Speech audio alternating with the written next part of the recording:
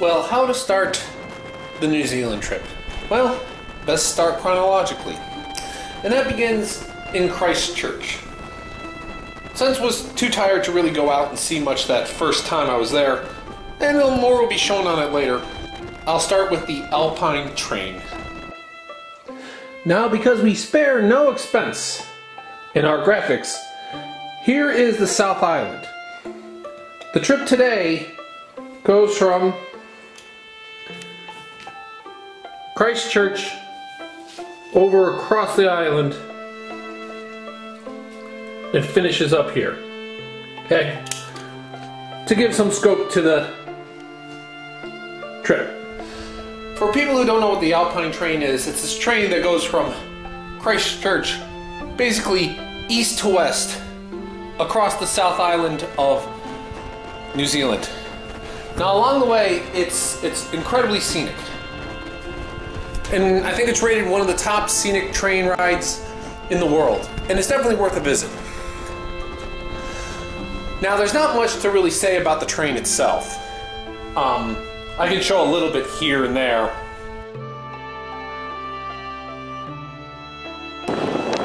This is the train.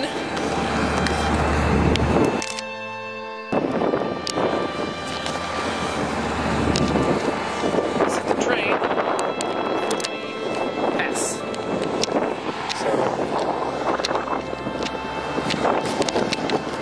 Whole Scenic View. This is New Zealand. Go fig.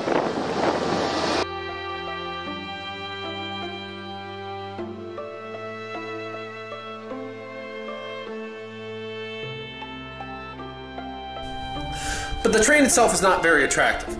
The scenery is the real draw here. The scenery is what you came here for, and this is what you're going to see along the way. If you sit in one of the regular stagecoaches, they have an audio play, and they'll even have some visual things you can watch as you kind of go through. And they'll tell you a lot about the little towns, how they grew up, some of the stuff you can see in the distance, the name of this mountain, the name of that mountain.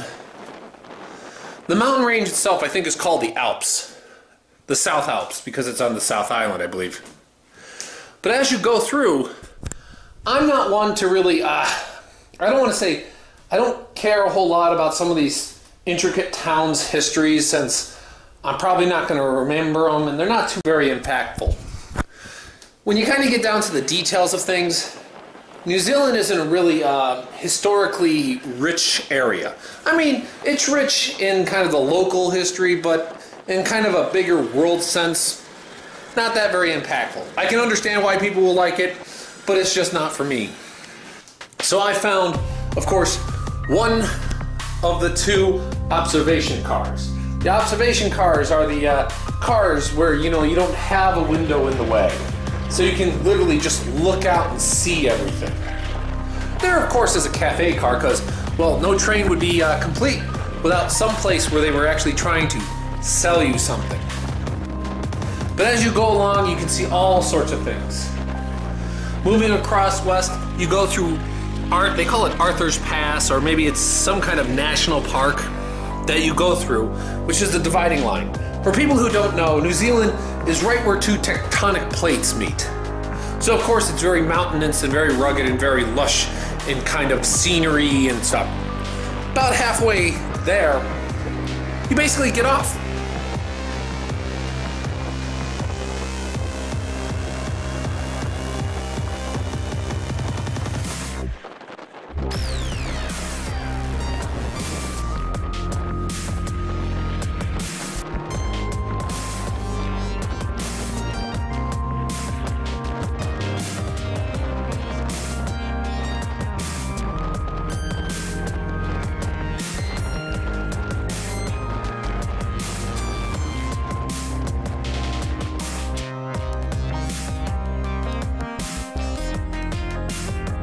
And see what's going on. You can see a little golem on the building right here.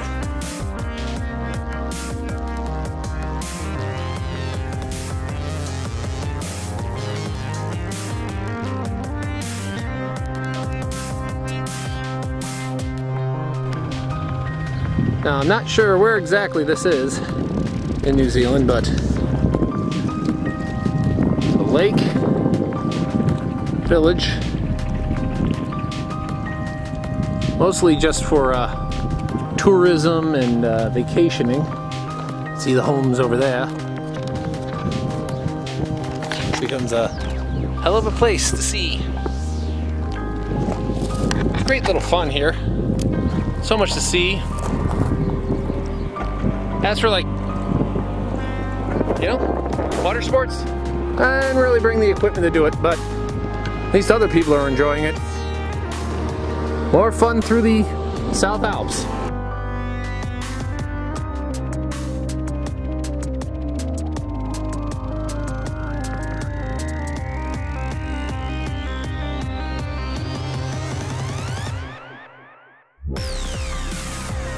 Because at one point, the train basically goes into a tunnel the second half of the journey.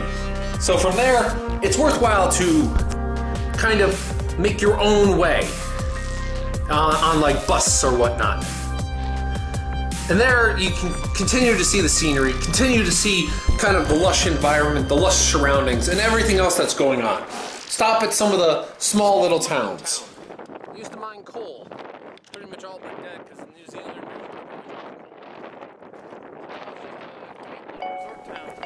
And they're just all about their kind of local festivities and local treasures.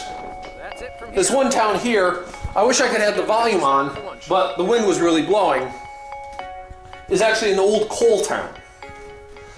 It's actually the old coal town, which you know, has basically been supplanted because they don't really use much coal anymore, and they're more on other forms of electricity.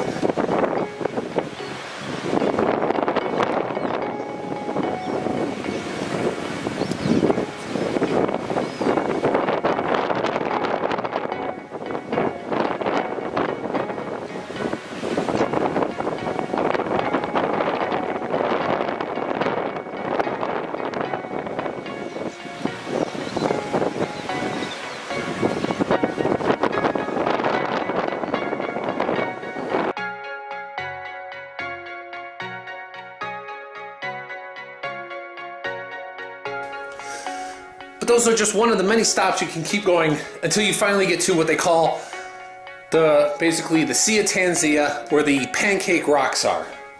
This is where it's kind of an interesting rock formations in a lot of different areas where you can see kind of how the ocean has, or Sea in Tanzania as you want to call it, has carved out all these things.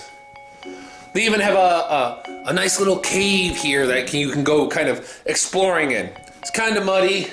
Doesn't go very deep, and you know, the flashlight they gave me wasn't all that overpowered, so it wasn't the best things in the world. There would be better caverns coming up.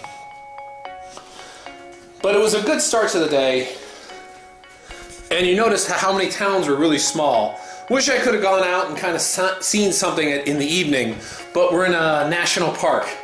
And being in a national park, the selection is quite low. Basically ending in Pora or whatever it is, National Park. Which was definitely worthwhile on the Sea of Tanzania to kind of sit down and kind of enjoy and see what's coming tomorrow. From Western New Zealand. This is what it looks like.